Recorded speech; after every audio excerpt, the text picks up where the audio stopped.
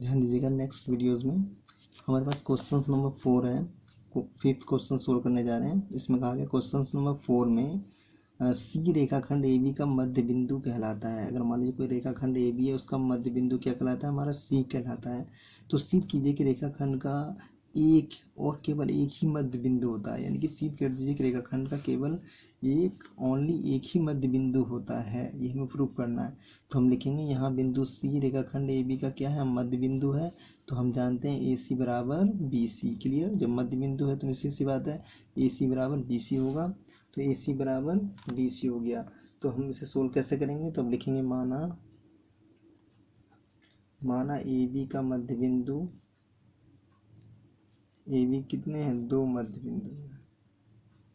A B के दो मध्य बिंदु कौन कौन से हैं, मान लिया सी तथा सी डैश। इस बार मैं दोबारा रिपीट करने जा रहा हूँ, मैंने प्रूव करने जा रहा हूँ। तो मैंने एक और फिगर बनाया। मैंने कहा कि ए और बी का मध्य बिंदु सी और सी डैश है। थोड़ी देर के लिए हमने क्या करा है, मान लिया है। तो मान लिया है तो कैसे प्रूव करेंगे उसे देखिए आप। तो इतना लिखने के बाद हम क्या करेंगे, अब हम लिखेंगे चूँकि ए सी जो होगा, अब ए सी की बात करें, ए सी जो भाग होगा वो आधा होगा ए बी का, यानी कि हम कह सकते हैं 1/2 होगा किसका, ए बी का। ए बी जो रेखाखंड का पूरा भाग है उसका ए सी जो भाग होगा वो आधा होगा किसका, ए बी का आधा होगा। क्लियर। तो इसे हमने लिख दिया इस तरह से। तो यह तथा यह आपका, और सेकंड फिगर्स की मैं बात करें तो इसमें भी कह सकते हैं आप कि ए सी डैश जो होगा वो क्या होगा, 1/2 होगा, आधा होगा किसका, ए बी का होगा। नो प्रॉब्लम, चाहे ऊपर वाले में करा उसी तरह नीचे वाले में कर दीजिए। तो ये हो गया हमारा। तो अब आप क्या देख पा रहे हैं, अगर इन दोनों इक्वेशंस की बात करें तो इन दोनों इक्वेशन से हमें एक चीज़ कॉमन मिल रहा है। अगर मैं इस इक्वेशन फर्स्ट नाम दूँ, इसका इक्वेशन सेकंड नाम दूँ, तो आप फर्स्ट सेकंड से देख पा रहे हैं दोनों भागे आपस में इक्वल हैं। तो आप ऐसे लिख सकते हैं, समीकरण 1 व 2 से आप कह सकते हैं, क्या कह सकते हैं कि A C equal to A C dash. Clear है, A C equal to A C dash हो गया। तो ये आपस में क्या हो गए, बराबर हो गए। अब मैं क्या करूँगा, दोनों पक्षों में ए सी डैश को घटा दूंगा। तो यहाँ लिखेंगे दोनों पक्षों में ए सी डैश को घटाने पर, तो घटा देते हैं, इसमें क्या होने वाला है देखिएगा, A C minus A C dash equal to A C dash minus A C dash. तो अभी आपने क्या देखा, A C minus A C dash equal to, ये क्या हो गया हमारा, ये हो गया 0। क्या हो गया, ये 0 हो गया। क्लियर।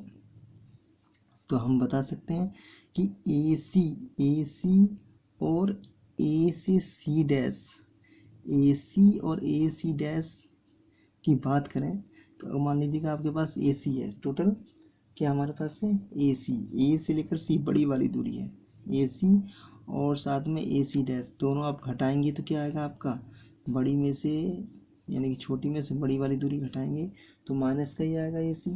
तो आप ये कह सकते हैं, अतः ये किसके बराबर होगा, सी डैश के बराबर होगा, इक्वल टू 0 हो गया। क्लियर।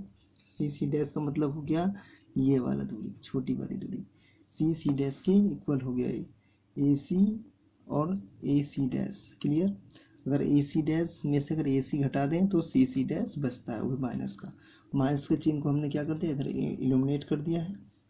क्लियर है। ए सी में से ए सी डैश, तो माइनस का आया था ये सी डैश, ये आप इससे कह दीजिए सी डैश बराबर 0 कह दीजिए। बात देखिए, तो इससे क्या स्पष्ट हो गया, इससे स्पष्ट ये हो गया कि बिंदु सी डैश, बिंदु सी पर स्थित है। ठीक है। अगर 0 आ जाए वैल्यू तो समझ लो बिंदु सी डैश जो सी पर ही स्थित है। क्लियर है। तो हम आते हैं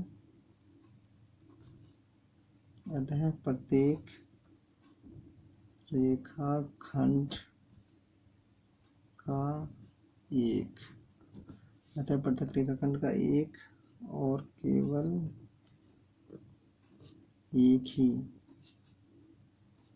क्या होता है, मध्य बिंदु। मध्य बिंदु होता है। एक ही रेखाखंड का केवल एक और एक ही मध्य बिंदु होता है, यही हमें सिद्ध करना था। हो गया प्रूफ्ड। अब अगला क्वेश्चन देखिए, इसमें में आ गया होगा आपको। नेक्स्ट क्वेश्चन देखते हैं अब हम। Question number 6।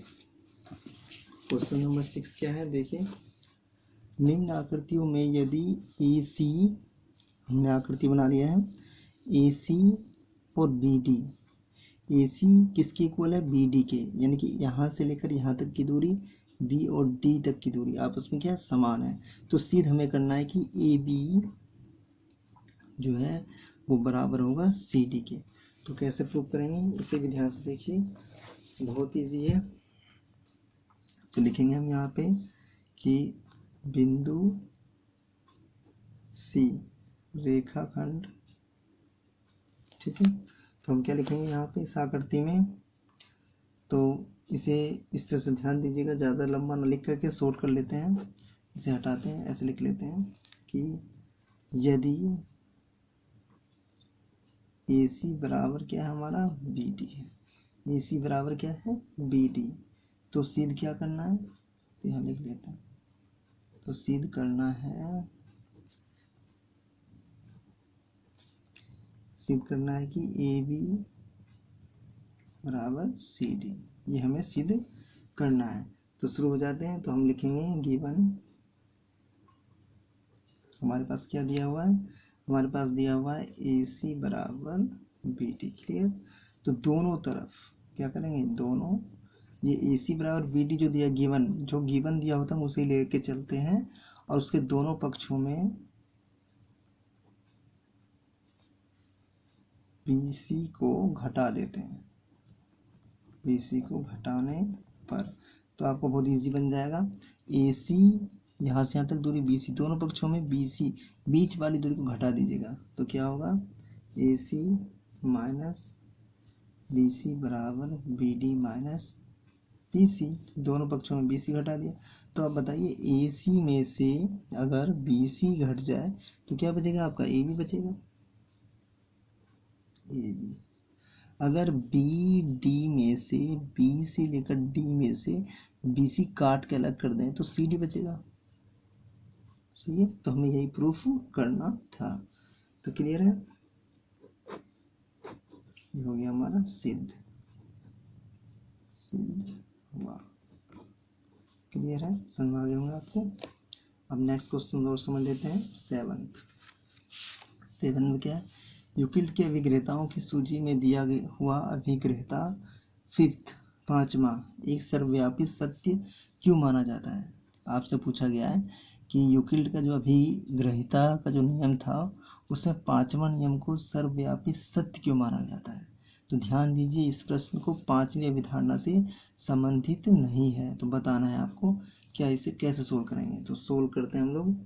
तो अगर बात करें जाए अभिग्रहता 5 के अनुसार पूर्ण अपने भाग से बड़ा होता है। अभिग्रहता 5 के अनुसार जो है हमने पढ़ा था कि पूर्ण भाग, बड़ा वाला जो भाग होता है वो अपने जो है पूर्ण भाग जो है अपने भाग से क्या होता है, हमेशा बड़ा होता है।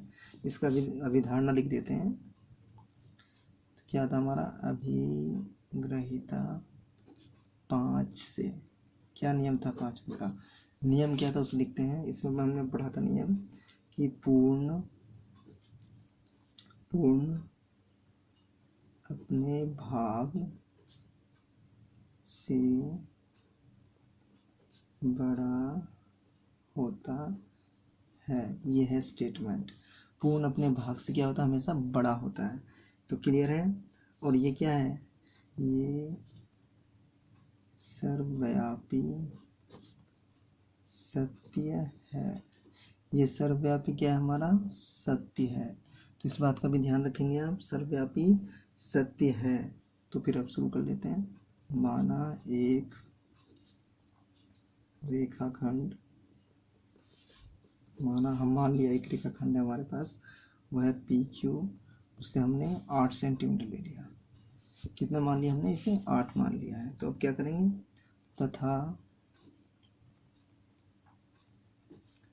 तथा इसके अंतर्गत भाग, इसके अंतर्गत एक बिंदु आर ले लेते हैं, आर की कल्पना कर लीजिए। चलो कल्पना इस प्रकार करें, इस प्रकार की जाती है कि अब ये जो पी आर है वो कितने हो गया 5 सेंटीमीटर हमने मान लिया। क्लियर। तो अब इसमें अब क्या फ़ायदा हो गया, तो आता है हम लिख सकते हैं, आता है स्पष्ट है कि पी आर, ठीक है, रेखाखंड पी आर रेखाखंड पी क्यू का एक भाग है। क्लियर हो गया, एक क्या हमारा भाग है, तथा आर इसके अंतर्गत स्थित है। चूँकि पी आर जो है वो क्या है, पी क्यू से छोटा है, पी आर पी क्यू से क्या है, छोटा, ठीक ना है। अतः हम कह सकते हैं कि पूर्ण अपने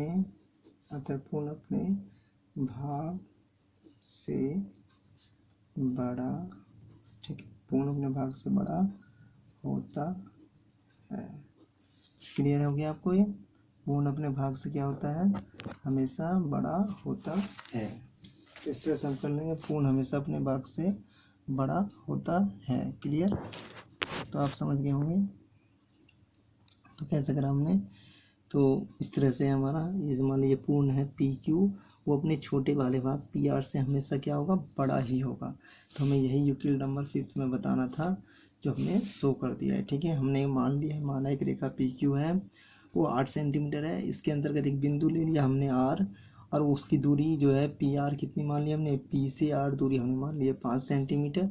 अतः स्पष्ट है कि पी आर क्या है, पी आर रेखाखंड पी क्यू का एक भाग है, तो अतः आर इसके अंतर्गत स्थित है। चूँकि पी आर पी क्यू का छोटा भाग है, अतः पूर्ण भाग अपने भाग से बड़ा होता है। तो इस बात को आप ध्यान रखेंगे। क्लियर है पॉइंट्स।